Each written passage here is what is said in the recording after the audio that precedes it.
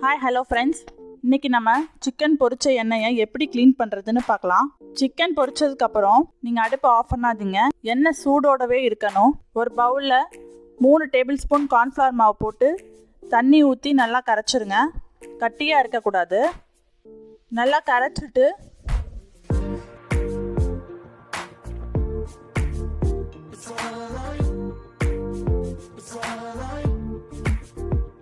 அந்த எண்ணெயில் ஊற்றிடுங்க. நல்லா ஃபுல்லாக ஸ்ப்ரெட் பண்ணி இப்படி ஊற்றிடுங்க. ஊற்றி கொஞ்ச நேரம் நல்லா கொதிக்க விடுங்க.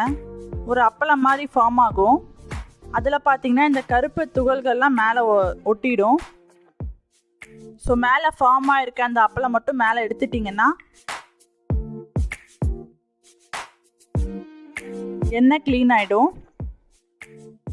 முடிஞ்ச அளவுக்கு கம்மியாக எண்ணெய் ஊற்றி போடுங்க. எக்ஸஸாக ஆயில் இருந்துச்சுன்னா இந்த மாதிரி நீங்கள் ரீயூஸ்